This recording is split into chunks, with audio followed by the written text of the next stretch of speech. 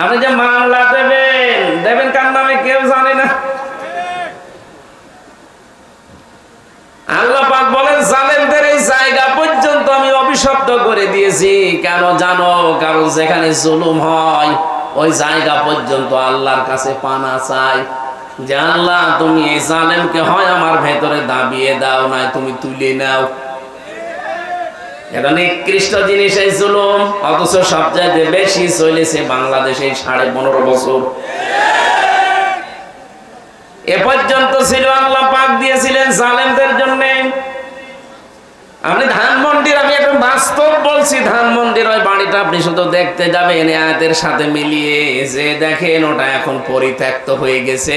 গণ টয়লেট একবার 5-6 জন করে যায়, কেউ এদিকে কেউ এদিকে কেউ এদিকে কেউ এদিকে, মনে হচ্ছে জামাতবদ্ধ টয়লেট চলছে।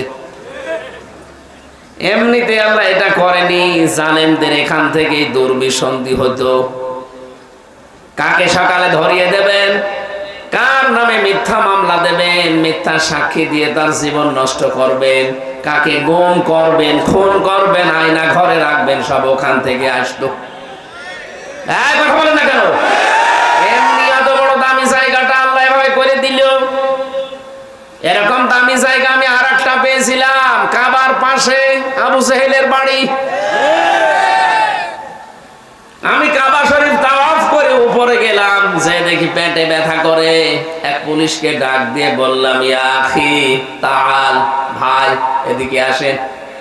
কাছে আসার পরে ওর ভাষা দিয়ে জিজ্ঞাসা করলাম যে আমার এতক্ষণ তো ভালোই লাগছিল, হঠাৎ আমার পেটে ব্যথা করছে, কারণ কি?